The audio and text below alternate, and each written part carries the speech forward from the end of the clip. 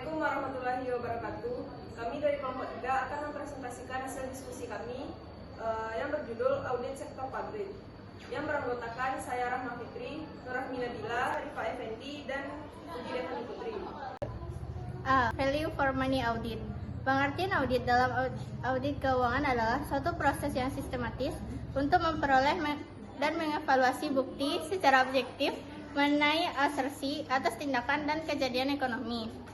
Audit kinerja adalah suatu proses sistematis untuk memperoleh dan mengevaluasi bukti secara objektif agar dapat melakukan penilaian secara independen atas ekonomi dan efisiensi operasi, efektivitas dalam pencapaian hasil yang diinginkan, dan kepatuhan terhadap kebijakan, peraturan, dan hukum yang berlaku. Salah satu hal yang membedakan PFM audit dengan konvensional audit adalah dalam hal laporan audit. Dalam audit yang konvensional, hasil audit adalah berupa pendapat atau opini auditor secara independen dan objektif tentang kewajaran laporan keuangan sesuai dengan kriteria standar yang telah ditetapkan tanpa pemberian rekomendasi perbaikan. Audit ekonomi dan efisien. Tujuan audit ekonomi dan efisien: 1. Apakah suatu entitas telah memperoleh, melindungi, dan menggunakan sumber dayanya, seperti karyawan, gedung, ruang, dan peralatan kantor.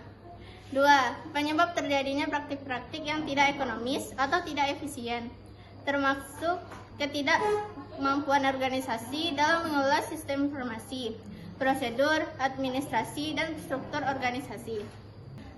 Secara lebih spesifik, The General Accounting Office Standard pada tahun 1994 menegaskan bahwa audit ekonomi dan efisiensi dilakukan dengan mempertimbangkan apakah entitas yang diaudit telah mengikuti ketentuan pelaksanaan pengadaan yang sehat, melakukan pengadaan sumber daya, jenis, mutu, dan jumlah sesuai dengan kebutuhan pada biaya terendah, melindungi dan memelihara semua sumber daya yang ada secara memadai, menghindari duplikasi pekerjaan atau kegiatan yang tanpa tujuan atau kurang jelas tujuannya, menghindari adanya pengangguran sumber daya atau jumlah pegawai yang berlebihan, menggunakan prosedur kerja yang efisien, menggunakan sumber daya, staf, peralatan, dan fasilitas yang minimum dalam menghasilkan atau menyeralikan barang atau jasa dengan kuantitas dan kualitas yang tepat,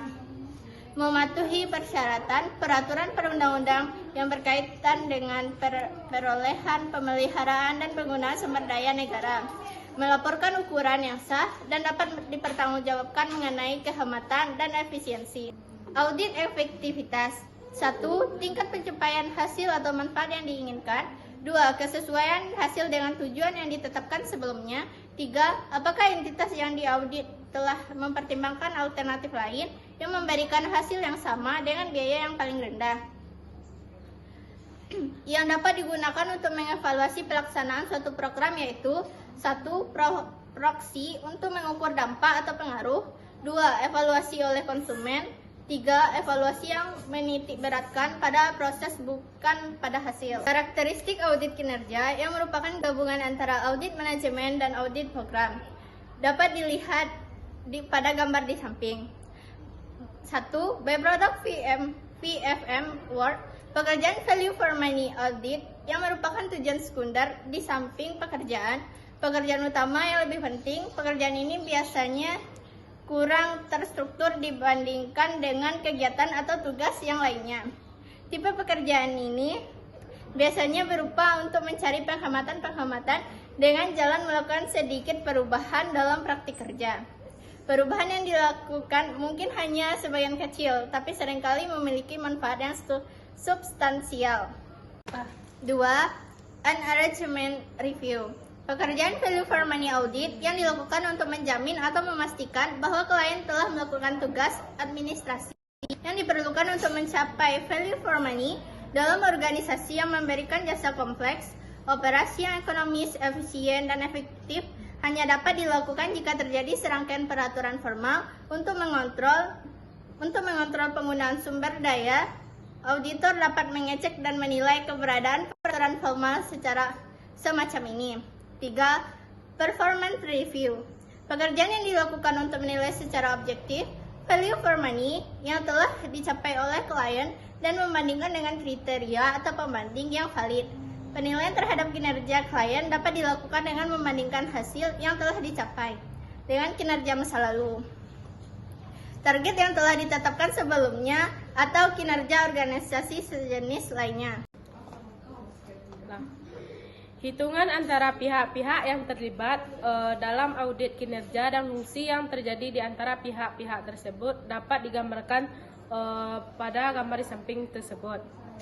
Selanjutnya, sebagaimana di bidang lainnya, untuk menjadi seorang auditor sektor publik diperlukan beberapa syarat, yaitu yang pertama, seorang auditor harus telah diakui dapat melakukan pemeriksaan, yaitu syarat-syarat menjadi auditor sektor publik. 1. Mempunyai pemahaman tentang akun-akun yang ada sesuai dengan peraturan yang berlaku serta menaati undang-undang yang ada. Yang kedua, auditor telah mengakui kemampuannya dalam melakukan praktik audit. Yang ketiga, auditor harus dapat memahami apakah klien telah memanfaatkan sumber daya yang dimiliki secara ekonomis, efisien, dan efektif. Yang kedua, seorang auditor harus mematuhi kode etik yang berlaku. Yang ketiga, seorang auditor harus dapat melakukan audit yang bertanggung jawab karena terdorong oleh kesadaran bahwa audit yang akan dilaksanakannya pada organisasi-organisasi sektor publik, terutama untuk memenuhi kepentingan masyarakat. Secara umum, ada 2 prosedur utama untuk melaksanakan praktik audit terhadap kinerja organisasi secara komprehensif. Prosedur tersebut adalah Management and Technical Review dan Special Students. Yang pertama, Management and Technical Review. Yang kedua, Specialist Students. Standar Audit Pemerintah atau SAPA tahun 1995. Sejauh ini audit kinerja terhadap lembaga-lembaga pemerintah di Indonesia dilakukan dengan berpedoman pada standar audit pemerintah yang dikeluarkan Badan Pemeriksa Keuangan BKP tahun 1959. Yang pertama, standar umum. Staf yang ditugasi untuk melaksanakan audit secara kolektif memiliki kecakapan yang memadai untuk tugas yang disyaratkan. Yang kedua, dalam semua hal yang terkait dengan pekerjaan audit, organisasi atau lembaga audit, dan audit baik pemerintah maupun akuntansi publik harus independen. Yang ketiga, dalam pelaksanaan audit dan penyusunan laporannya, audit menggunakan kemahiran profesionalnya secara cermat dan seksama. Standar pekerjaan lapangan audit kinerja. Yang pertama, perencanaan. Pekerjaan harus direncanakan secara memadai. Yang kedua, supervisi. Staf harus dihawasi dengan baik. Yang ketiga, kepatuhan terhadap peraturan undang-undang apabila hukum, peraturan undang-undang, dan persyaratan kepatuhan lainnya penyalahgunaan wewenang. Yang keempat, mengendalikan manajemen. Auditor harus benar-benar memahami pengendalian manajemen yang relevan dengan audit. 3. Standar pelaporan audit kinerja. Standar pelaporan audit kinerja berisi 5 hal, yaitu: pertama, bentuk; kedua, kecepatan waktu; ketiga, isi laporan; keempat, penyajian laporan; kelima, distribusi laporan. Audit kinerja pemerintah daerah dalam konteks otonomi daerah. Secara umum, ada 2 prosedur utama untuk melaksanakan praktik auditing terhadap kinerja organisasi secara komprehensif. Prosedur tersebut adalah manajemen and technical review dan special studies. Pertama, manajemen and technical review. Telah fungsi manajemen secara umum mengenai perencanaan, pengorganisasian, pengarahan, pengendalian, dan metode atau teknik khusus. Kedua, specialist studies. Telah diarahkan untuk mencapai kesesuaian terhadap spesifikasi tertentu sesuai dengan permintaan. Permasalahan audit kinerja lembaga pemerintah di Indonesia. Pemberian otonomi dan desentralisasi yang luas, nyata, dan bertanggung jawab kepada daerah, kabupaten, atau kota akan membawa konsekuensi perubahan pada pola dan sistem pengawasan dan pemeriksaan. Pemberian kepercayaan kepada auditor dengan memberikan peran yang lebih besar untuk memberikan memeriksa lembaga-lembaga pemerintah telah menjadi bagian penting dalam proses terciptanya akuntabilitas publik. Sebagai upaya untuk meningkatkan pengawasan dan pemeriksaan dalam rangka memberantas praktik KKN, pemerintah bersama DPR kemudian mengesahkan Undang-Undang Nomor 28 Tahun 1999 tentang penyelenggaraan negara yang bersih dan bebas dari korupsi, kolusi, dan nepotisme. Undang-Undang Nomor 8 Tahun 1999 tersebut kemudian menjadi landasan hukum dibentuknya Komisi Pemeriksaan Kekayaan Penyelenggaraan Negara atau KPKPN. Reposisi lembaga pemeriksaan. Desentralisasi fiskal memberikan keleluasaan bagi pemerintah daerah dalam melakukan pengelolaan keuangan daerah. Salah satu hal yang harus diantisipasi adalah kemungkinan terjadi perpindahan penyelewengan dan KKN dari pemerintah pusat ke daerah. Kelemahan dalam audit pemerintah di Indonesia. Pertama adalah tidak tersedianya indikator kinerja atau performance indikator yang memadai sebagai dasar untuk mengukur kinerja pemerintah daerah.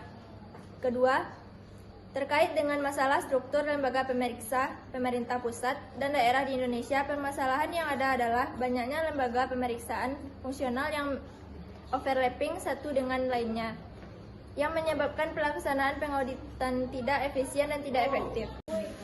Audit internal dan audit eksternal. Audit internal adalah audit yang dilakukan oleh unit pemeriksa yang merupakan bagian dari organisasi yang diawasi. Yang termasuk audit internal adalah audit yang dilakukan oleh Inspektorat Jenderal Departemen Satuan Pengawasan Intern atau SPI di lingkungan lembaga negara dan BUMD atau BUMN. Inspektorat Wilayah Provinsi, Inspektorat Wilayah Kabupaten atau Kota, dan Badan Pengawasan Keuangan dan Pembangunan atau BPKP. Sedangkan audit eksternal adalah audit yang dilakukan oleh unit pemeriksa yang berada di luar organisasi yang diperiksa. Lembaga pemeriksa eksternal tersebut merupakan lembaga pemeriksa yang independen. Dalam hal ini, yang bertindak sebagai auditor eksternal pemerintahan adalah BPK, karena BPK merupakan lembaga yang independen dan merupakan supreme auditor. Tujuan value for money audit adalah untuk meningkatkan akuntabilitas lembaga sektor publik dan untuk perbaikan kinerja pemerintah. Audit kinerja yang meliputi audit ekonomi, efisien, dan efektivitas. Pada dasarnya merupakan perluasan dari audit keuangan dalam hal tujuan dan prosedurnya.